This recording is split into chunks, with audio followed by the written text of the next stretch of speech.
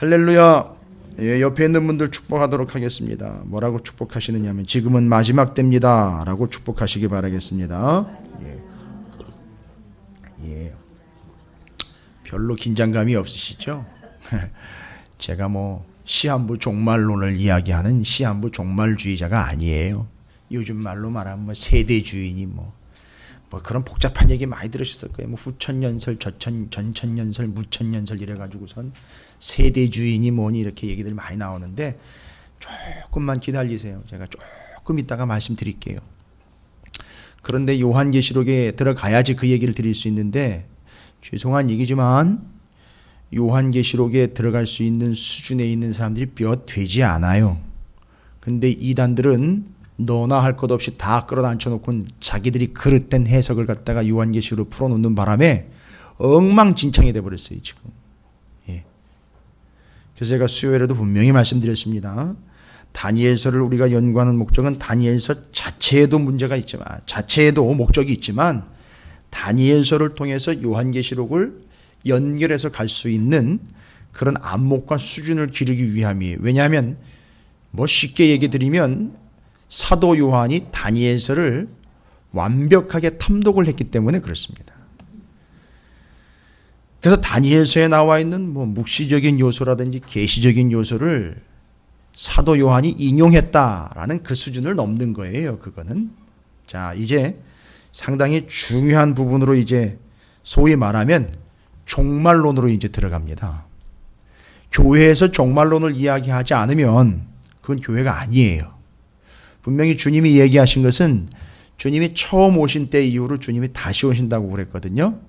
그게 바로 이제 종말론이에요. 재림의 신앙을 성도들에게 확고부동하게 심어줘야 되는 거거든요. 그러니까 안 오신다? 거짓말이고요. 언제 오신지 모르는다? 정답이에요. 그러나 분명히 오신다. 정답이에요. 그러니까 이걸 믿고 이걸 준비를 해야 된다라는 거예요. 그러니까 다니엘서를 여러분께서 좀 정확하고 명확하게 잘 정리를 하시기 바랍니다. 다니엘서가 장수로 보면 그렇게 많고 길지가 않아요. 12장까지 해서 정리되면 이제 요한계시록을 보실 수 있는 어느 정도의 안목이 생겨요. 그러면 여러분께서 이제 나중에 요한계시록을 준비할 때에는 다니엘서를 다시 떠올리시면서 실제로 요한계시록에서는 다니엘서에서 표현되고 있는 상징이라든지 그런 계시라든지 또 그런 환상의 내용들을 많이 인용을 하고 있기 때문에 그럼 뭔 얘기인가? 예, 다니엘서가 바라보고 있는 세상의 종말과 요한계시록이 바라보고 있는 세상의 종말이 같은 종말이에요. 그럼 한 가지 더 얘기 드릴까요? 말라기가 바라보고 있는 세상의 종말도 같은 거예요. 그러니까 성경을 읽다 보면 같은 종말을 다른 사람들이 반복해서 설명을 합니다. 그러니까 제가 오늘 말씀을 드리자면 오늘 좀 각오를 좀 하시라고 말씀을 드리는 거예요. 어려울 수도 있지만 평생 들어보지도 못하고 그냥 그렇게 우리가 마냥 좋은 얘기, 축복의 얘기만 듣다가 이거 놓칠 수 있는 부분인데 정확하게 잘 정리를 하셔야 됩니다. 오늘 우리가 함께 나눠야 될 말씀은 원칙적으로 말라기 4장, 지난 수요일 날 함께 나눈 거 있죠? 말라기 4장이 정확하게 정리가 돼야 돼요. 그 다음에 요즘에 새벽기도 지금 오늘 새벽 본문에 제가 그거 의도한 것도 아니에요. 정확하게 지금 걸려서 넘어집니다. 두 개가 연결이 돼요. 마가복음 13장 1절부터 13절. 그러니까 마가복음 13장 전체예요. 마지막 때에 대한 얘기예요. 그 다음에 다니엘서입니다. 그 다음에 요한계시록이 이렇게 가야 돼요. 그러니까 이게 순서대로 간다는 게 아니라 다 통틀어서 여러분이 이해를 하셔야 돼요. 자, 그럼 제가 예를 들어 설명드립니다. 이미 지난 수요일 거기 때문에 기억력이 제일 많이 남아있는 내용으로 말씀드릴게요. 기억력이 제일 많이 남아있는 걸로 보면 오늘 새벽 말씀으로 얘기를 해야죠. 근데 오늘 새벽에는 별로 많이 안 오셨기 때문에 지난 수요일 날 들으신 분들과 오신 분들이 기억을 좀 다시 떠올리시면서 잘 정리를 하시라고 말씀을 드리는 거예요. 말라기 4장을 보면 말라기 4장 1절부터 3절까지 주님이 다시 오시는 그 때에 대한 이야기를 했다 그랬어요. 그죠? 아니, 신구약 중간시대 400년을 앞두고 말라기가 뭐를 예언을 했느냐 하면 말라기 선지자가 뭐에 대한 얘기를 했다고요? 재림 예수를 얘기를 해요. 아직 주님이 오시지도 않았는데 말라기 4장이에요. 요거는 다시 반복하는 거니까 수요일 날 오신 분들은 잘 정리하시고 처음 듣는 분들도 좀 잘 차분히 정리하시면 정리가 될 거예요. 말라기 4장 1절부터 3절까지의 내용을 보시면 이건 영락없는 재림주의 모습이에요. 그러니까 재림하실 주님이에요. 그럼 재림이라는 건 뭘 전제로 하고 있죠? 초림을 전제로 하고 있어요. 그러니까 AD 1년 그때를 예수님의 탄생으로 보고 있는 그 처음 오신 예수 그리스도가 오시고 난 다음에 재림주가 또 오시는 거에 대한 믿음이 있잖아요, 우리는. 그렇죠? 근데 말라기 선지자는요, 주님이 다시 오시는 그 초림과 재림의 상황을 다 이야기를 하는데 400년 동안 어떻게 준비되어야 된다라고 말라기 3장에서 이야기했죠. 400년 동안 그렇게 잘 준비가 되어야 누구를 맞이할 수 있는 거죠? 잘 대답하셔야 돼요. 400년 준비 잘 해야 누가 오는 걸 잘 맞이할 수 있죠? 예수님이요. 초림 예수를 잘 맞이할 수 있어요. 그래서 금과 은으로 잘 단련이 되어야 주님이 뭐로 오시니까요? 빛으로 오시니까 비추어서 반사해낼 수 있, 그래서 잘 연단받으라 그런 거죠. 이 중요한 겁니다. 그러니까 초림 예수, 이 땅에 육신을 입고 오실 예수 잘 준비하고 잘 맞이하려면 3장에 나와 있는 대로 연단 잘 받아라. 그렇죠? 예, 그거 얘기한 거예요. 그런데 주님은 또 재림주로 또 오신다는 걸 이야기를 해요. 말라기가. 그러면 이건 뭘 얘기하는 걸까요? 뭘 준비하려는 겁니까? 초림 예수를 맞을 준비를 하려는 거예요? 재림 예수를 맞을 준비를 하려는 거예요?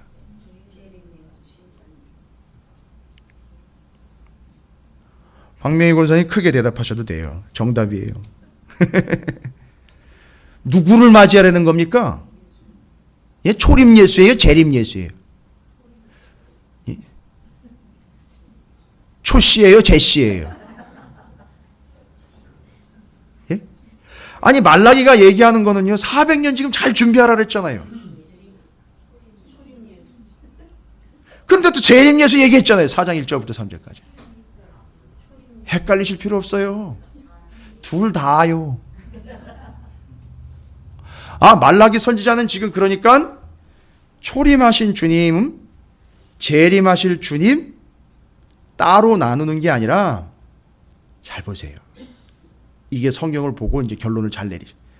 초림 예수, 재림 예수의 기간이 얼마 정도인지는 모르지만 초림하시는 주님, 재림하시는 주님, 초림과 재림이라는 시간을 어떻게 보고 있다는 거예요? 하나로 보고 있다는 거예요. 여러분 이거 중요한 거예요. 이게 종말론의 기본이에요. 어디에 유혹되거나 현혹되지 마세요. 재림주만 기다린다고 재림주 그때가 언제인지 그것만 디립다 후벼 파가지고선 그땐 날짜 파악해내고 재림주가 올 때는 뭐 이런 현상들 이때 들어가지고 맨날 그런 거나 연구하고 이게 이제 세대주의자들인데 성경에는 그게 순서대로 기록되어 있다니까 그 순서대로 보면 이런 일이 일어날 거고 이런 일이 일어날 거고 그 다음에 이런 일이 일어날 거고 이렇게 성경을 그런 식으로 봐요. 넘어가시면 안 돼요. 그러니까 말라기 선지자는 400년 동안 잘 준비되어 누구 보낸다 그랬잖아요. 그 전에 엘리야 보낸다 그랬죠. 세례 요한 얘기한 거잖아요. 그게. 그러니까 예수님이 오신다는 거예요. 오셨는데 또 우리는 뭘 준비해야 되냐면 재림주를 준비해야 돼. 그러니까 요 시기는요. 초림하신 예수와 다시 오실 예수님 요 두 분이 아니죠. 한 분이 이 두 시기를 이렇게 아우르는데 초림과 재림은요. 한 텀이에요. 한 텀. 한 기간이라 한 통이라고요. 그래서 같이 본 거예요. 너무 차이가 있는 거 아니요. 하나님 입장에서는 요 사이를 길건 짧건 길고 짧은 걸로 이야기하는 게 아니라 그냥 한 개념으로 잡는 거예요. 예수의 처음 오심과 재림은 그냥 한 통입니다. 자, 여기서부터 종말론이 시작되는 거예요. 그러니까 성경에 그렇게 이야기하고 있는 마지막 때라고 우리가 오해하고 있는 부분이요. 마지막 때 주로 언제를 이야기한다라고 우리는 들어왔죠? 지금까지. 그렇죠. 재림 때에 일어날 일들 마지막 때에 그런 현상들 일어날 거라고 자꾸 얘기했잖아요. 그런데 성경은 분명히 예언자들과 선지자들은 명확한 안목을 가지고 있습니다. 마지막 때, 재림 때나 초림하신 이유나 나눠놓지 않고 있고 재림하신 이유로 초림하신 이유로 재림할 때까지 다 하나로 보고 있죠. 그걸 성경에서는 마가복음을 보시면 아실 수 있고 말라기 보셔도 알 수 있고 다니엘을 봐도 알 수 있습니다. 요 때를 다 무슨 때라고 이야기하냐면 이 때가 다 마지막 때인 거예요.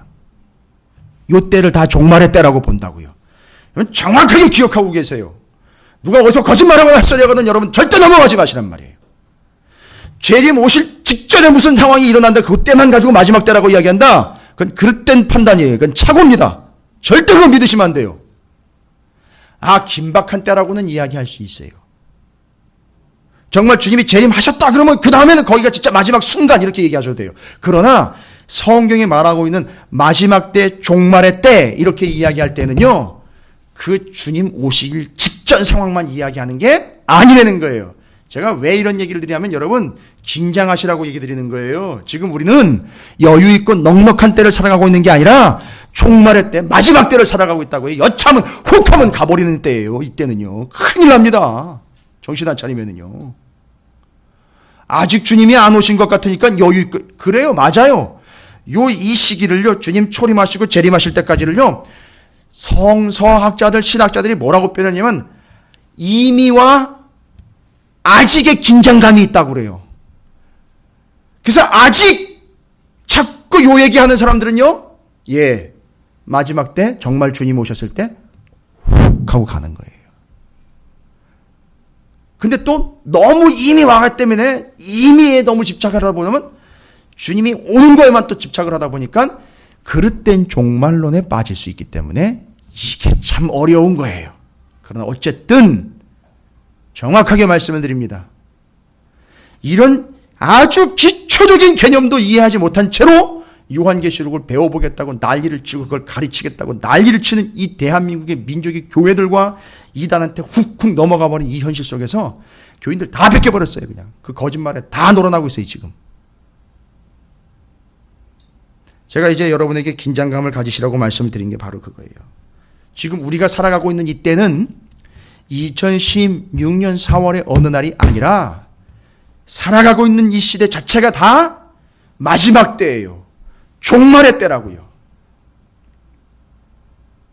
그걸 말라기 선지자는 설명을 보태질 않고 그냥 전제로 달고 이야기를 해봤어요. 400년 뒤에 주님 처음 오실 것이다. 그리고 그 후에 주님이 다시 오실 것이다. 이걸 1절부터 3절까지를 그렇게 얘기한 거예요. 여러분 성경이요. 그렇게 어려운 것도 아니지만 그렇게 만만하고 호락한 것도 아니에요. 성경만 가지고 맨날 복받아라 복받아라 이런 거 얘기하는 건 정말 잘못하면 거짓말일 수 있어요. 궁극적 복은 맞지만 자꾸 성경 몇 구절 가지고 그렇게 끌어내가지고선 축복이나 해주려고 하는 이런 개념들은 아주 위험한 발상이에요. 여러분 지금 마지막 때잖아요. 종말의 때잖아요. 물론 이때 기회일 수 있어요. 믿음을 잘 지켜내는 자들에겐 더 큰 복이 임할 수는 있어요. 그런 식으로는 얘기할 수 있지만 함부로 이야기해서는 안 되는 거예요. 성경을 알고 얘기를 해야 돼요. 요걸 마가복음 13장에서 오늘 새벽에 이제 함께 나눈 말씀인데 그 이야기를 마지막 때에 대한 이야기를 개념을 잡고 있는 마가가 다시 한번 설명을 합니다. 그러니까 성경에는요. 마지막 때에 대한 언급이 있는데 그 마지막 때에 대한 이야기들을 중복해서 계속 언급을 해요. 그리고 예를 들어서 설명을 해요. 여러분 오늘 새벽에 마가복음 13장 1절부터 13절까지 제가 본문 강해를 했는데 새벽 기도 때라 길게 하지 못했어요. 꼭 집에 가셔서라든지 시간 나실 때에 꼭 오늘 새벽 마가복음 13장 1절부터 13절까지를 꼭 들어보세요. 반드시 들으세요. 제발 좀 들어주세요. 제가 말씀을 잘 전해서가 아니라 정확하게 알고 계셔야 되기 때문에 꼭 부탁드리는 거예요. 나중에 다른 소리 하지 마시고요. 꼭 들으세요. 그러나 어쨌든 다시 한번 설명을 제가 드려요. 마가복음 13장 1절부터 13절까지 보시면 예루살렘 성전 무너지는 이야기하면서 이것도 또 이해 못하면요, 한참 또 오리무중인 거예요. 정말 우리가 신앙생활 오래 하면서 마가복음을 숱하게 읽었지만 이 부분을 정확하게 정리를 못하고 그냥 대충 얼버무리면서 넘어가기 때문에 우리가 또 마지막 때에 대한 분명한 이해도 못하고 지금 어영부영하고 있는 그런 신앙생활일 수도 있는데, 1절부터 13절까지 보시면은요, 예루살렘 성전이 무너진다는 거예요. 예루살렘 성전이 무너진다는 거예요. 근데 그 무너질 때에 그 예루살렘 성전이 무너지기 직전까지 이런 징조가 있다는 거예요. 그게 1절부터 13절까지예요. 그리고 그 뒤에 가보면 가장 큰 환난 이야기가 나오고, 여러분 24절에 가면 누가 오는 걸 보리라? 인자가 오는 걸 보리라. 잘 보세요. 마가복음 13장에서는 지금 무슨 얘기를 하려고 하는 거냐 하면 뭐가 무너진다는 걸 얘기하는 거죠. 성전이 무너지는 걸 얘기하려고 하는데, 성전 무너지는 걸 통해서 누가 오는 걸 얘기하려고 하는 거죠. 궁극적으로 예수님이 다시 오시는 걸 얘기하려고. 자, 이런 식이에요, 여러분. 예수님의 재림을 이야기하려고, 이해를 시키려고 그 당시에 있었던 상황을, 자, 마지막 때는 이런 상황이 펼쳐집니다라고 예를 들어서 설명을 한 게 뭐냐 하면 바로 뭘 예를 들어 설명한 거죠? 이스라엘 백성들에게 멸망과 마지막은 뭐예요? 뭐가 무너지는 거죠? 성전 무너지는 거예요. 그거 경험해 봤잖아요. 그죠? 구약에서요. 그거 무너지는 거 경험을 해가지고 어떤 결과를 경험을 했죠, 이 사람들이? 포로로 끌려갔는데 몇 년이요?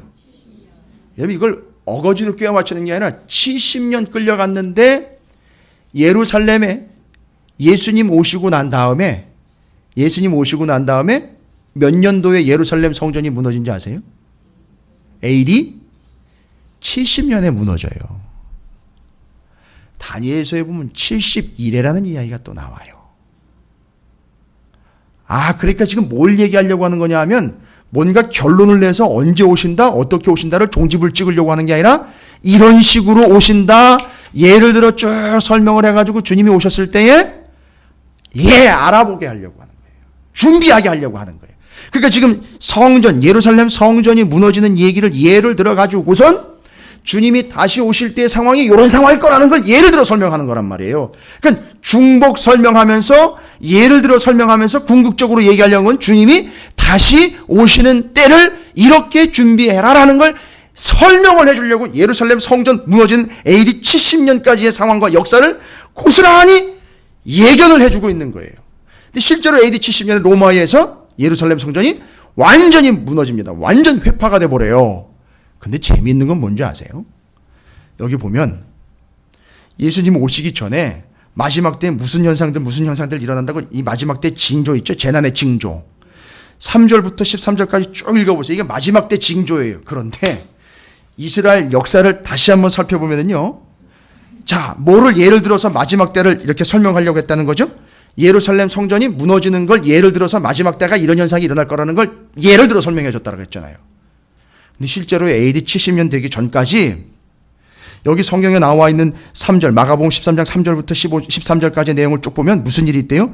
너희들 미혹할 거야. 그러니까 꼬실 거야. 라는 거잖아요. 그죠? 믿음으로부터 벗어나 엉뚱한 대로 헷갈리게 왔다 갔다 하게 만들어 버릴 거야. 좌우를 구분 못하게 정신없이 막 왔다 갔다 하게 만들 거야. 미혹돼서 넘어지게 만들 거야. 그리고 너희들 핍박 있을 거야. 그리고요, 재난, 인위적인 재난, 자연적인 재난 같은 게 수도 없이 일어날 거야. 전쟁을 인위적인 재난이라고 그러고요, 자연재난을 자연재난이라고 그러는 거예요. 그 다음에 뒤는요, 예수님 믿는 사람들, 신앙 지키는 사람들 뭐 받을 거다? 핍박 받을 거야 라는 거 얘기하는 거예요. 지금 그대로 얘기하는데 언제요? 주님 오시기 전에요. 마지막 때에 이런 일이 있을 거라는 거죠. 여러분, 지금 그런 일이 있어요, 없어요? 있잖아요. 그런데 아직 뭐는 아니다? 끝은 아니라는 거예요. 그러니까 지금 상황을 보면 이런 일들이 이야기된 것들이 그대로 나타나는 걸 보니까 지금 우리가 살아가고 있는 이 시대는 뭐가 맞다? 마지막 때가 맞아요. 여러분, 여유 부릴 새가 없어요. 마지막 때가 맞습니다. 근신하고 깨어 있어야 된다는 거죠. 정신 차려야 된다는 거죠. 바싹 긴장해야 돼요, 여러분. 신앙생활 바싹 긴장하고 하셔야 되는 겁니다. 마지막 때예요. 그런데 이게 이스라엘 백성들이, 유대인들이 요 얘기를 들으면은요, 이게 마지막 때 얘기인지 예루살렘 성전이 무너질 때 얘기인지 구분이 안 될 정도로 실제로 AD 70년 되기 전까지 무슨 일이 있었는지 아세요? 예루살렘 주변에요. 도처에 여러분 빌립보서 사도행전 16장 26절에 보면 빌립보에 지진 났었다는 얘기 나와 있어요. 그리고 소아시아에 주후 61년에 큰 지진이 있었어요. 실제로. 여러분 폼페이 지진 아시죠? 그것도 주후 62년에 있었던 거예요. 그 어마어마한 지진들이 실제로 있었다고요. 언제요? 성전 70년 무너지기 전에요. 전쟁은 말할 것도 없잖아요. 로마, 헬라가 어마어마하게 막 일으키면서 국지적으로 전쟁들, 어마어마한 전쟁이 있었어요. 그러니까 사람들이 막 그거 보면서 무슨 생각을 했을 수 있겠습니까? 이거 세상 끝나러 오는 거 아니야? 했을 수도 있는데 끝은 아니더라는 거예요. 근데 지금 마가가 설명하는 쭉 내용을 보니까 AD 70년에 성전 망하기, 무너지기 직전까지 지진, 전쟁, 이단들, 어마어마하게 많은 일들이 성경 말씀 그대로 있었던 거예요. 그러니까 이 사람들은요, 요걸 딱 기억하고 있잖아요. AD 70년까지 그 성전 무너지기 전까지 무슨 일이 있었는지 쫙 기억하죠? 마지막 때 이런 일이 이런 식으로 일어난다는 얘기로구나 하는 거예요. 그래서 그걸 이해시키기 위해서 그런 AD 70년까지의 성전 무너지는 이야기를 담아놨고, 뭘 이해시키려고요? 주님이 다시 오실 때의 상황이 어떤 상황인지, 마지막 때를 살아가고 있는 우리가 성전 무너질 때까지 70년을 잘 연구하면, 연구 잘해가지고 어떻게 해야 돼요? 날짜 계산하는 게 아니라 그때를 이렇게 준비해야 되는구나. 그럼 어떻게 준비해야 돼요? 성전 무너질 때까지 있었던 일들에 대한 대응 방안을 여러분이 이제 내놔야 되잖아요. 여기 나와 있어요, 다.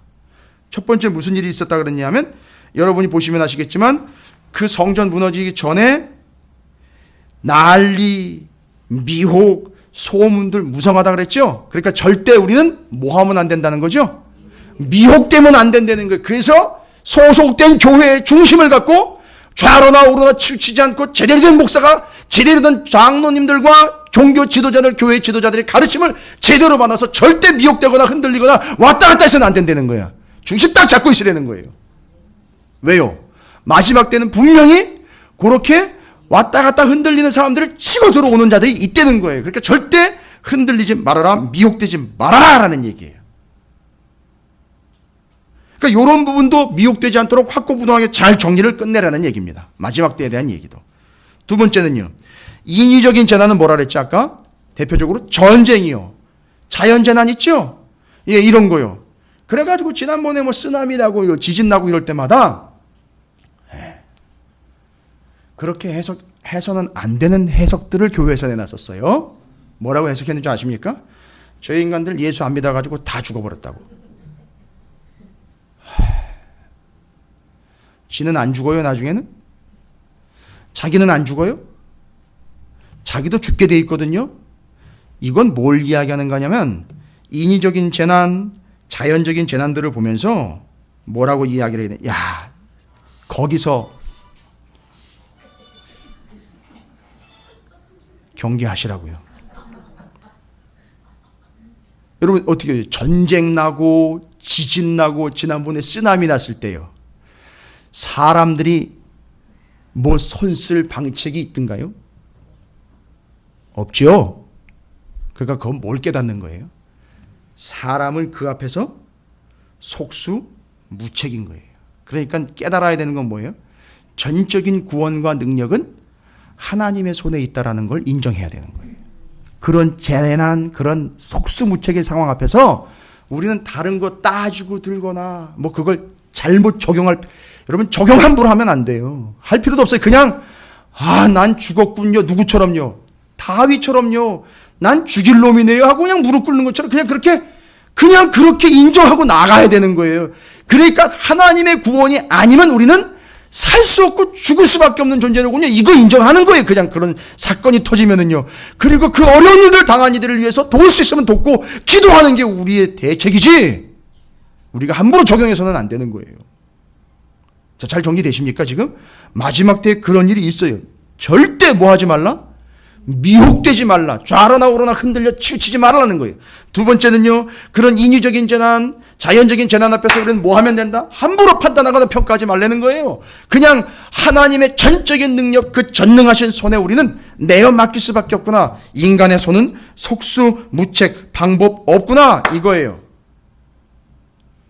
제가 지금 마지막 때를 살아가는 방법, 마가복음에 기록되어 있는 방법을 얘기 드리는 거예요. 잘 정리되셨습니까? 그럼 마가복음 얘기 드리고 난 다음에 어디를 얘기를 드려야 될까요? 그 앞에 있는? 그렇지, 말라기. 그 다음에 말라기보다 앞에 있는? 다니엘. 그래요. 오늘은요, 다른 얘기 아니에요. 마지막 때를 살아가는 성도들이 어떤 자세로 살아가야 되는지를 다니엘, 말라기, 마가복음을 통해서 정리 끝내자는 거예요. 이제 신학교나 부흥회 만약 하는 걸로 하면 좀 수준 있는 교회에서 해야 되겠죠. 그죠? 며칠 가야 돼요, 이거. 며칠 해야 되는 건데, 저는 우리 찾으시는 교회 수준을 믿고, 수준을 알기에 한날 저녁에 이거 가지고 지금 마지막 때를 위해서 기도를 해야 되니까 제가 여러분에게 1시간에 다 쏟아놓고 그냥 하는 거예요. 되게 좀 마음에 그런 이제 각오는 되어 계시죠? 어렵지 않으시죠?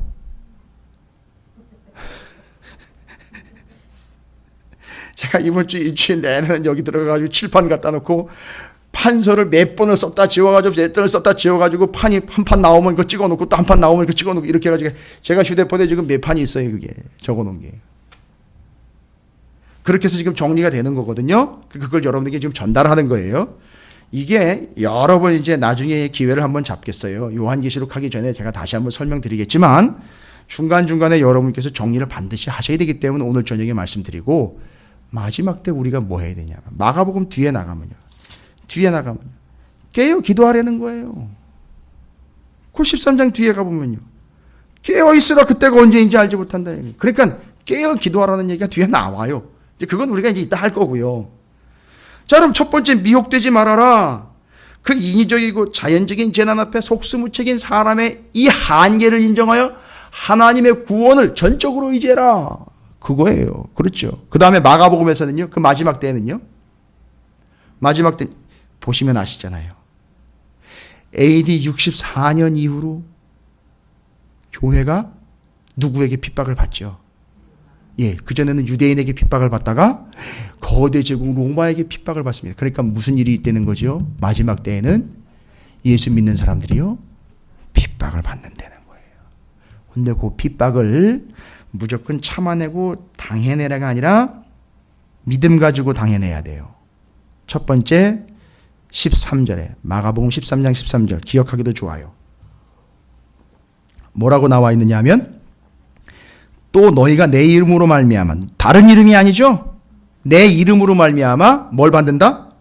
미움을 받는다. 그러니까 미움 받는다는 얘기는 그 안에 뭐가 있다는 거죠? 그 사람 안에. 핍박을 받고 미움을 받는다는 얘기는 그 사람한테 뭐가 있다는 거죠. 뭐로 말미암아? 여기 나와 있잖아요. 너희가 내 이름으로. 이게 다윗 얘기를 또 꺼내셔야 되잖아요. 사무엘상의 다윗 얘기. 내 이름으로 말미암아라는 게 이 개념인 거예요, 여러분. 아버지 하나님, 내 아버지의 이름으로 나아간다라고 이야기하는 바로 그 개념. 근데 그걸 가지고 나오니까 골리앗이 처음에는 어떻게 해요? 이게 어디 나를 괴로워하라 이러면서 아주 우습게 여겼다는 거죠. 이게 세상이에요, 여러분. 그러니까 우리가 아무리 하나님의 이름을 외쳐도 세상은 우습게 보게 되어 있고요. 우리가 하나님의 이름을 선포하면 그들은 우리를 뭐하게 돼 있다? 미워하고 핍박하게 돼 있다. 그런데 지침을 내려줍니다. 뭐라고 내려줍니까? 끝까지 견디려는 거예요. 와. 그럼 이 사람은 끝까지 뭘 붙잡고 가는 거예요? 그렇죠. 예수의 이름, 하나님의 이름을 붙잡고 가는 겁니다. 그런데 그 사람은요, 그냥 이렇게 끊어안고 그냥 갑니까? 핍박받으면서 뭘 드러내는 거예요? 그러니까 이 사람이. 맞아요. 이 예수쟁이 하면서 때리잖아요. 그러면 이 예수쟁이 김성호 할 때 김성호의 포인트가 있는 게 아니라 예수의 포인트가 있네. 그래서 예수의 이름을 계속 끝까지 견디면서 이 사람은 예수의 이름을 드러내는 삶을 살게 된다는 거예요. 요걸 노리는 거예요, 하나님이. 여러분, 조금 서운할 수도 있어요. 옛날에, 아주 옛날입니다. 제가 어렸을 때 얘기예요. 스티커 중에 아이들이 가지고 놀던 스티커, 제가 가지고 놀던 스티커 중에 향기 나는 스티커가 있었어요. 근데 이게 그냥은 괜찮은데요. 그걸 팍팍 문질르면 희한해요. 거기서 향기가 나요. 문질르지 않고 가만두면 향기가 안 나는데 이놈을 걸 계속 문질르면은요. 손으로 뜨거울 정도로 이렇게 팍팍 문질르면 거기서 향기가 나요. 요거예요. 이걸 예수 믿는 자를 밀고 치고 핍박을 하면 이 사람이 포기를 하는 게 아니라 거기서 예수의 향기가 나오는 거예요. 그렇게 살아가려는 거예요. 하나님은 그걸 노리신 거예요. 바로 우리는 건들면 건들수록 뭐가 나는? 향기가 나는 향기 스티커예요. 옆에 있는 분 축복하겠습니다. 당신은 예수 그리스도의 향기 스티커입니다. 라고 축복하시기 바라겠습니다. 그래서 여러분 마가가 뭘 의도하는지 이제 아시겠죠? 주님이 다시 오실 때까지 마지막 때에 이런 일들이 발생이 되는데 글쎄 무슨 일이요? 알잖아. 70년의 성전 망하기 전까지 우리 막 지진 나는 거 봤지. 전쟁 나는 것도 봤지. 이단들이 미혹하고 넘어뜨리고 쓰러뜨리고 막 우리 예수 믿는다고 핍박하는 거 봤지. 예. 우리가 다 알지요. 그 역사는. 그것처럼 예수님 오실 때까지 우리 예수 믿는 사람들이 그런 일을 겪게 될 거야. 그러니까 절대 미혹받지 마. 흔들리지 마. 두 번째는요. 전능하신 하나님의 손에 구원이 있으니 하나님 끝까지 붙잡고 가. 그 다음에는요. 핍박 받을 거야. 그러나 받을 때마다 하나님의 향기가 드러날 테니 그거 끝까지 견디며 가라고 마지막 때를 살아가는 지침 나왔죠? 요게 마가복음 13장에 얘기하는 거예요. 근데 요걸 신약 성경에서 한번 설명하고 끝내는 게 아니라 요런 식으로 구약 성경에도 마지막 때를 어떻게 살아가야 되는지를 설명해 줬다는 거예요. 누가요? 말라기가요. 우리 이미 나눴잖아요. 마지막 때 예수님 400년 뒤에 오시기 전까지 우리 뭐 해야 된다? 기억나십니까? 연단 받아야 되고요. 또 헌신해야 된다 그랬잖아요. 또요.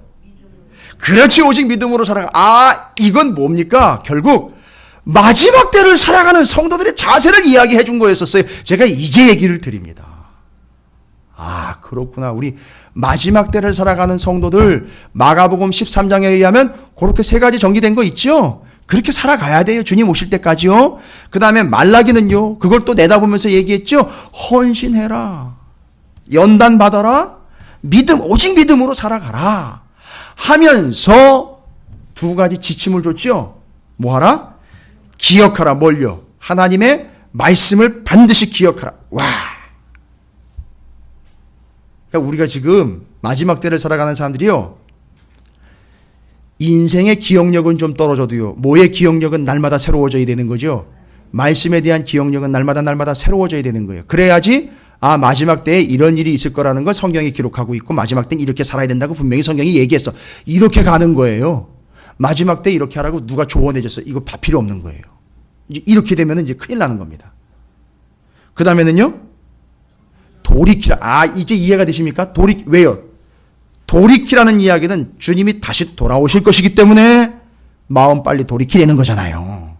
이게 마지막 때를 살아가는 성도들의 자세의 지침을 말라기에서는 세 가지, 우리가 이야기한 것, 연단, 헌신, 믿음 가지고 사는 것에 두 가지 지침을 또 얘기했죠?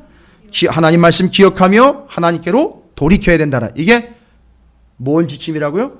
마지막 때를 살아가는 성도들의 지침. 그러면 마가복음 기억나시죠? 마가복음 13장 기억나시죠? 물론 이거 마태복음에도 나와 있는 본문이에요. 마지막 때를 어떻게 살아라 했죠? 흔들리지 말라는 거죠? 요건 뭐 다 연결되네요. 그렇죠. 그러고 보니까. 여러분, 미안한 얘기인데요. 하나님 앞에 좀 죄송스러운 얘기하면 다 똑같아요. 하나님 얘기하시는 거 다 똑같아요. 어려운 거 없어요. 무시하는 게 아니죠. 하나님이 어렵게 얘기하신 게 아니라 시대마다 마지막 때를 준비해야 되는 원칙은 다 일맥상통. 끝나는 거예요. 마가복음 그 세 가지 잘 기억하세요. 말라기의 세 가지, 두 가지 잘 기억하십시오. 그게 다 마지막 때를 살아가는 성도들의 자세입니다. 그러면요, 이제 우리가 본격적으로 이야기해야 되는 건 뭡니까? 다니엘서를 통해서 마지막 시대를 살아가는 성도들이 어떻게 마음과 자세를 준비해야 하는지를 보면 여러분 요것만 정리하고도 요한계시록에 가면 요한계시록 갈 필요 없고 공동서신 9권만 가면은요. 공동서신 9권의 분위기는요. 맞아요. 엄청난 핍박을 당하는 교회와 성도들이 어떻게 살아야 된다라는 걸 지침 주고 있는 공동서신 9권 히브리서, 야고보서, 베드로 전후서, 유다서, 요한 1, 2, 3서, 요한계시록에 나와 있는 내용들이 다 마지막 때를 이렇게 살아가야 되는 거를 이렇게 풀어놓은 거구나. 그들의 상황에 맞춰서 라는 걸 이해하실 수 있다는 거예요. 제가 엄청 폭넓게 설명을 드리는 거예요. 우리 교회 수준이 있기 때문에. 자, 그럼 넓게 갈 필요 없이 이제 세 가지 중에 이제 마지막 하나 정리합니다. 다니엘서예요. 그럼 이렇게 하셔야 돼요. 다니엘서 정리되면 다니엘서부터 다시 한번 순서대로 가보자고요. 다니엘, 말라기, 마가복음 13장으로 다시 정리를 하자고요. 그러나 내용은 똑같아요. 맞아요. 언제를 준비하는 마지막 때 종말의 때를 살아가는 성도들의 자세로 똑같아요. 기가 막히게 똑같아요. 뭘 다른 거 없어요. 자, 오늘 다니엘서 1장을 보면은요.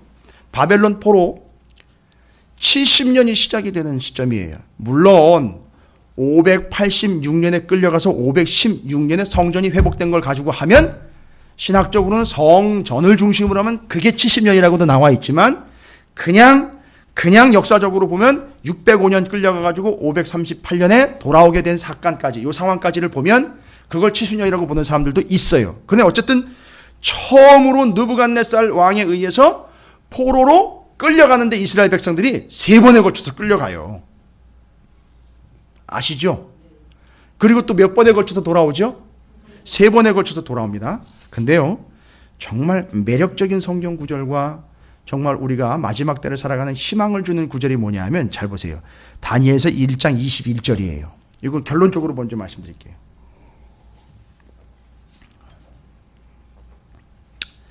요 다니엘서를 누가 읽었느냐면 모르드게와 에스더가 읽었다는 거예요. 그러니까 에스더서를 여러분이 이제 우리도 다 지나왔으니까 여기서 또 적용할 수 있는 거예요. 그러니까 성도들이 성경을 많이 알면 목사가 편해요. 아시죠? 성경을 성도들이 많이 하면 목사가 골치 아픈 게 아니라 정말 편해요. 제가 연회 가가지고서 목사님한테 이래 얘기했다면 다 놀래요. 그러니까 본인들은 속으로 그렇게 생각 안 하거든.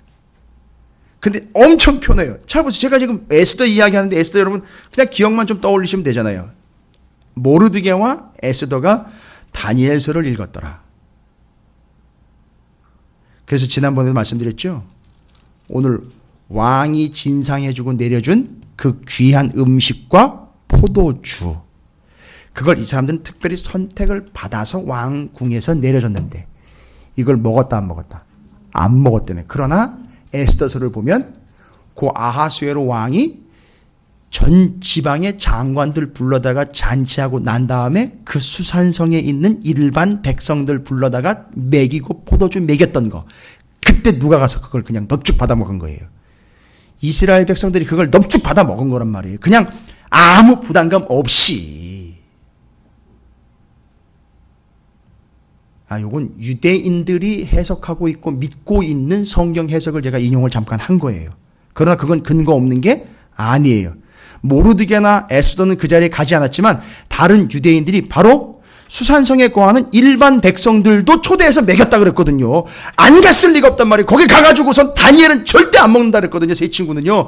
근데 그거는 까마득하게 잊어버리고 이 사람들이 가가지고 넙죽 받아 먹었단 말이에요. 그 결과로 몰살의 위기가 왔다. 이걸 아주 정확하게 꼬집어내고 있어요. 유대인들은요. 자기들이 역사니까. 그걸 창피한 거잖아요. 창피하지만 사실은 사실이라고 드러내서 인정했단 말이에요. 이게 지금 그렇게 연결되는 거예요. 그러니까 이 다니엘 퀴즈가 바로 모르드게 에스더인 거예요. 이 다니엘은요, 사드락과 메삭과 아벳느고 이 친구들은요, 누구 퀴즈라고? 요시야 퀴즈. 예, 맞아요. 요시야 퀴즈 맞습니다. 622년, BC 622년에 정확한 게는 아니지만 그 언저리에 성전에서 뭘 발견했느냐 하면 율법책을 발견했어요. 그리고 609년에 요시야 왕이 죽어요. 그리고 지금은요, 605년이에요. 605년이요. 그러면 622년, 넉넉 잡게 622년만 쳐도 620년만 쳐도 605년이니까 만약에 다니엘이 그때 태어났다 그래도 다니엘이 지금 몇 살이 되는 거죠? 15이요. 아, 가능한 거예요. 그렇죠? 요시야 왕이 율법 발견해가지고 그 말씀을 성전 앞에서 백성들에게 쫙 선포할 때 그때 엄마 뱃속에 있었든지 아니 태어났든지 간에 하여튼 그 자리에서 그걸로 태어났고 내지는 거기서 그 얘기를 이미 들은 거예요. 그러니까 충분히 어떻게 된 거죠? 말씀을 교육받고 이미 세팅된 상태로 어디로 온 거예요? 바벨론으로 끌려왔다는 거지. 이게 다니엘과 그 세 친구들의 차이점이에요. 근데 바로 이 사람들은 지금 현재 70년이라는 시간을 잘 보시면 21절을 제가 나누자 그랬죠. 다니엘은 이 기가 막힌 얘기예요, 이게. 다니엘은 자 보세요. 다니엘은 고레스 왕 원년까지 있으니라. 고레스 왕 원년이면 언제인지 아세요? 고레스 왕이 왕으로 올라서 BC 538년 내지는 539년. 지금 자기가 몇 년도에 끌려왔는데요? BC 605년에 끌려와가지고선 정확하게 하나님이 말씀하신 예레미야를 통해서 말씀하신 몇 년을 완전히 보낸 거죠? 예, 맞아요. 70년. 성전 70년, 지금 바벨론 포로로 끌려와 70년, 이스라엘이 성전 무너져서 망했다. 이 사람들한테 뭐가 온 거죠? 거의 종말이 왔죠. 근데 끝이? 아니요. 그러니까 지금 상황을 보세요. 무너졌는데 아직 끝은 아닌 무슨 상황을 살아가는 거죠? 마지막 때를 살아가는 그 사람들한테 그게 마지막 때였던 거예요. 그 마지막 때를 넉넉하게 살아갔던 다니엘 같은 사람은요, 그걸 이겨내고요. 그 시기를 지내고 다음 시기가 지금 온 거예요. 고레스 왕이 올라올 때까지 살아남아 있었던 거예요. 그리고 뭘 보게 되는 거죠? BC 538년에 제 1차 포로 귀환을 본 거예요. 다니엘이요. 여러분 별로 감동과 지금 전율을 느끼시지 않는데 이건 어마어마한 사건이에요, 여러분. 그래서 끌려온 그가 다시 돌아가는 걸 본다는 거예요. 뭐지요?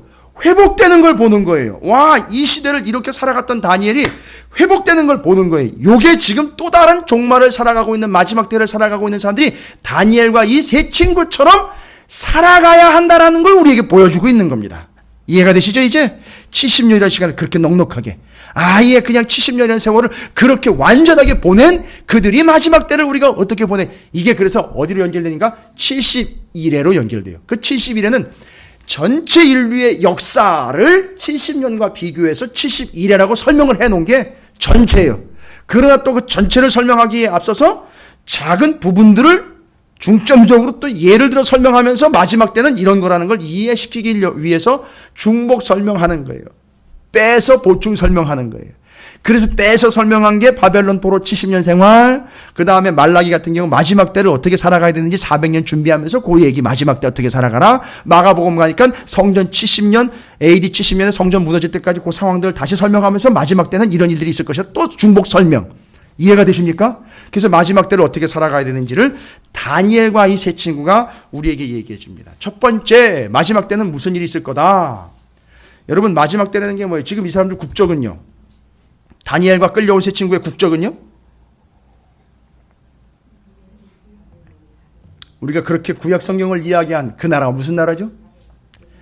제사장 나라 백성이죠. 명분, 아주 명확한 명분이죠. 제사장 나라 백성이죠. 그런데 지금 명목상으로는 겉으로 보면 어느 나라로 끌려왔기 때문에 바벨론에 끌려왔기 때문에 제국의 시민이에요. 제가 왜 이야기 드린지 아시겠어요? 지금 우리 상태랑 같아요. 여러분 신분은요? 진짜 영적인 신분은요? 하나님 나라의 백성이에요. 그렇죠. 그런데 지금 우리가 육신적으로, 현실적으로는요? 대한민국의 국민으로 지금 살아가고 있어요. 그죠? 이 두 개를 지금 병행하고 가고 있다고요. 그런데 두 개를 병행해 가면서 이 마지막 때를 살아가고 있는 다니엘과 세 친구는요? 뭐라고 얘기했다고요? 왕이 제일 먼저 한 게 있잖아요. 왕이 첫 번째, 제사장 나라 백성으로 살아가지 말고 이 나라 백성으로 살아가라고 제일 먼저 한 게 있죠. 맞습니다. 이름 바꾸는 거죠. 이름 바꿔라고요. 세상은요, 마지막 때를 살아가는 우리에게 뭐 하라고요? 이름 바꿔라고 이야기한다는 거예요. 이름 바꿔. 이름 바꾼다는 게 뭐죠? 명분이 바뀌는 거예요, 여러분. 여러분 이름이 어떻게 바뀌느냐는 그냥 새로운 이름으로 바뀌는 게 아니라 이렇게 바뀌어요. 우리가 그리스도인이잖아요. 진짜 명분의 이름은요. 그리스도인이죠. 하나님의 백성이죠. 그런데 이렇게 바뀌어요. 적당한 그리스도인, 유사 그리스도인, 어영부영한 그리스도인으로 이름을 바꿔놓는단 말이에요. 세상이 마지막 때에. 이해가 되십니까? 그렇게 마지막 때 우리에게 도전이 온단 말이에요. 적당히 하는 그리스도인. 아직도 자아에 도취되어 자아에 갇혀있는 그리스도인. 이런 식으로 이름을 바꿔버린단 말이에요. 그래서 제국은 우리의 이름을 바꿔버립니다. 여러분 원래 그들의 이름이 뭔지 아세요? 그러다 그 사람들은요, 이 다니엘과 세 친구는 그들의 이름을 잃어버리지 않았어요. 다니엘이라는 말은요, 여러분 어디다 적어 놓으세요. 그래서 이 네 명이요, 예, 다니엘과 요 세 친구는 그래서 영이철이 크로스 해가지고 한 합체를 만들어야 돼요. 그래서 마지막 때를 살아가는 방법이 요게. 요 고백이 사라지지 않도록. 그래서 그 사람들 맨날 모여가지고 기도 같이 했잖아요. 그죠? 이거 합체한 거예요. 크로스한 거예요. 그 이름들 크로스 해가지고 합체해가지고서 거기서 문제 생길 때마다 그 이름을 드러냈다는 거예요. 이름 바꿔놨는데 이름 모여가지고 자기들 이름을 합체를 시켜가지고 합체의 완전 변신체가 돼가지고선요. 그렇게 살아간 거예요. 기가 막히죠? 곧 내 이름이 합체가 돼가지고선 위기 때마다 하나님의 도움을 받았는데 이 다니엘이 환상 꾼 게 뭐예요? 내 제국 바뀌는 거 환상 계시죠? 마징가 제트 꿨죠? 예. 여기까지만 할게요. 그렇게 해서 그 이름이 합체가 됩니다. 다니엘이라는 말은요. 그 이름의 뜻은요. 하나님은 나의 심판관, 재판장이라는 뜻이에요. 다니엘이요. 하나님은 나의 심판자, 재판장. 하나냐라는 말은요. 여호와께서 은혜를 베푸신다. 미사엘이라는 말은요. 도대체 누가 하나님이냐라는 얘기예요. 누가 하나님이냐. 이건 하나님 분명히 누군가? 하나님이 한 분 유일하신 분이다라는 걸 인정하고 있는 고백인 거예요. 누가 아니, 이 세상에 누가 하나님이냐? 이분이 하나님이다 이런 얘기잖아요. 그죠? 누가요? 미사엘이라는 이름의 뜻이에요. 아사랴라는 이름의 뜻은요. 여호와가 도우신다. 와, 대단합니다, 이 사람들. 그죠? 여러분 이 이름 누가 붙여준 걸까요? 예? 이거 누가 붙여준 겁니까? 개명해가지고 간 거예요. 거기 가서 장명소 가가지고선 좋은 이름 하나 붙여달라 그래가지고 그냥 얻은 거예요? 아니 여러분 유대인들의 전통을 보면 아시잖아요. 엄마 아버지가 붙여준 거예요. 그러니까 이 부모가 수준이 이 수준이라는 거예요. 그러니까 이 사람들 여기 왔으면은 바벨론의 포로로 끌려왔지만 이 사람들은 이미 태어나면서부터 몇 살부터요? 5살부터 이미 성경 다 통독하고 온 거예요. 아니 쌍모세오경 외우고 온 거라고요. 이 사람들은요. 그러니까 이 사람들 수준을 무시하면 안 돼요. 어마어마한 수준인 거예요. 그러니까 어려울 때마다 바벨론에 끌려와 어려울 때마다 네 명이 함께 모이는 거예요. 하나님은 우리의 재판관, 하나님은 나에게 은혜를 베푸신다, 하나님 도우신다. 이 세상에 하나님밖에 누가 하나님이냐? 쫙 크로스가 되는 거예요. 모이면 쫙 크로스가 되니까 바벨론 땅에 있는 어떤 어려운 일들도 하나님은 나의 은혜시고 심판자이시고 나의 도움이시고 나의 하나님이 누가 이분 외에 하나님이냐라는 걸 네 명이 쫙 모이면 그냥 하나의 완벽한 하나님의 고백이 딱 서버리는 거예요. 이해가 되십니까? 그래서 성도는요. 성도는 교회를 통해 함께 모여서 마지막 때에 같은 신앙의 고백을 올려드리면서 하나의 완전체가 돼서 믿음을 지켜나가는 공동체가 돼야 된다는 거예요. 이게 이걸 얘기하는 겁니다.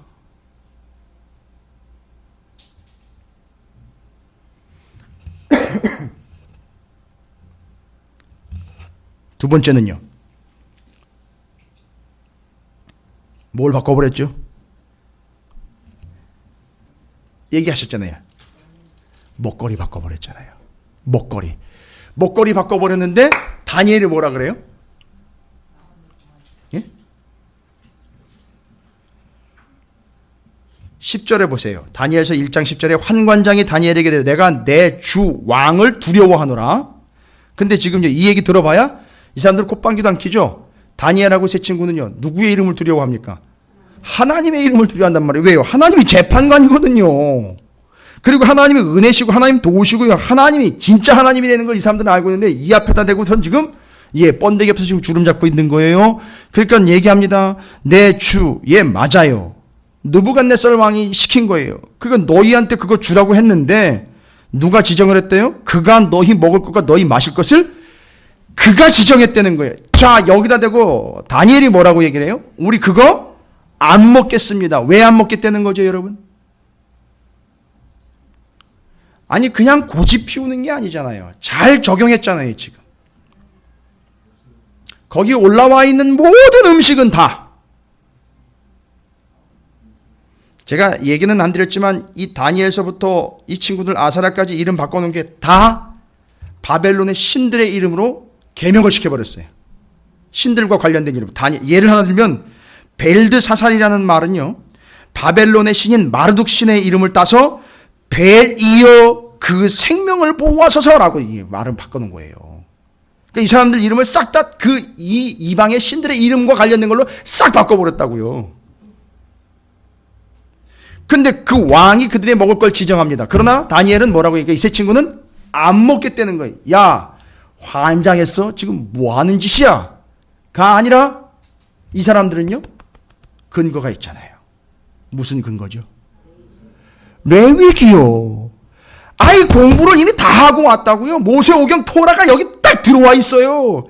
그러니까 이게 지금 어디 갔다 온 거라는 걸 알죠? 왕이 지정한 게 아니고 우상에게 드렸다 나온 거예요. 그러니까 절대 먹으면 안 된다고요. 모르드게가 절대 하만한테 절하지 않은 이유와 똑같은 거란 말이에요. 그러니까 절대 먹으면 안 되는 거예요. 자, 누가 먹을 것 지정했다고요? 왕이 먹을 것 지정했어요. 그러나 이들은요, 누가 먹지 말라고 지정한 거라는 거예요. 하나님 어디예요? 레위기예요. 정리되십니까? 그러니까 이 상황에서 이 사람들은요, 그냥 똥꼬집을 피운 게 아니라 먹거리를 바꿔버렸지만 그 상황에서 이스라엘 백성들인 이 다니엘과 세 친구는 정확하게 뭐를 적용한 거죠? 하나님의 말씀을 정확하게 적용한 거예요. 할렐루야.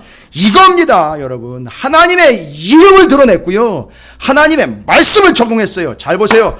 이름 바꿔버렸어요. 존재를 완전히 바꿔버립니다. 흐지부지하게 존재를 바꿔버려요. 바벨론 사람 만들어버리는 거예요. 세상 사람 만들어버립니다. 세상에. 마지막 때에 그게 하는 행동입니다. 두 번째는요, 안 먹었다가 아니에요. 똥꼬집 피웠다고 고집 피웠다가 아니라 말씀 제대로 적용했다는 거예요.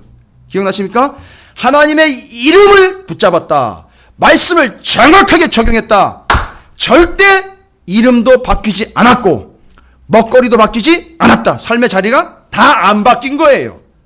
그랬더니 결과가 뭐예요? 1장 21절에 그들의 자리가 바뀌지 않았다는 거예요.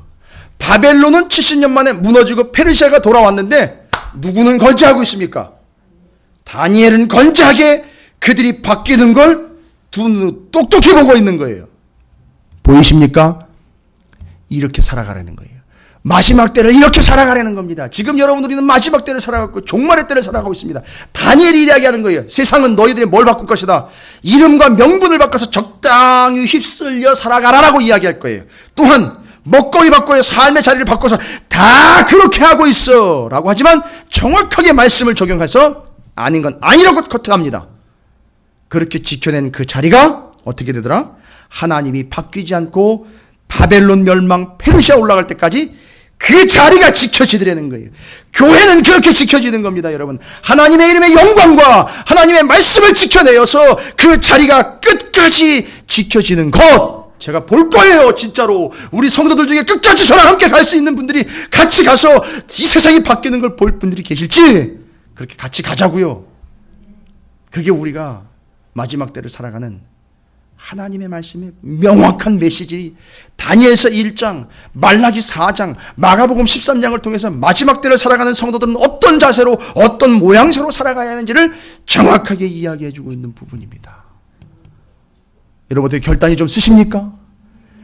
그래서 이제 와서 다니엘이 뜻을 정했다라는 이야기가 이제 이해가 되는 거예요. 뜻을 정했다, 그냥 단순히 내가 결단했다가 아닌 거예요.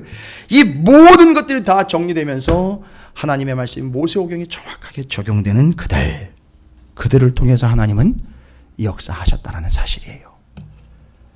여러분, 우리 마지막 때를 살아가고 있는 교회와 성도들이 하나님 앞에 다니엘, 말라기, 마가복음에 기록된 이 성도들의 온전한 모습, 그 모습을 갖추어서 마지막 때를 온전히 넉넉하게 여유 있게 확신 가운데 살아가시는 준비된 그리스도인들이 되시기를 주님의 이름으로 축복합니다. 제가 꼭 부탁드립니다. 오늘 새벽 마가복음 13장 1절부터 13절까지의 강해를 다시 한번 들으시고요. 다니엘, 말라기, 마가복음 13장을 본문을 다시 한번 꼭 읽어보시면서 오늘 제가 나눠드린 마지막 때를 살아가는 성도들의 자세에 대해서 꼭 정리하세요. 그리고 오늘 자리에 함께하지 못한 분들에게 꼭 옮겨주세요. 방송이 또 있어서 그냥 우리 쉽게 한마디만 하면 돼요. 들어 이러면 끝나요. 그냥 또 어찌되었든 듣든지 전화 드시든지 하셔서 꼭 알려주시기 바랍니다. 모르는 사람 많아요. 여러분이 잘난 척하고 아는 척 하시라는 게 아니라 가르쳐 주셔야 돼요. 마지막 때를 살아가고 있는 성도들에게 가르쳐 주셔야 돼요. 가족들에게 가르쳐 주세요. 제발 다 알고 있다고 착각하지 말고 좀 들을 것 들으라고 가르쳐 주세요. 마지막 때의 모습에 대해서.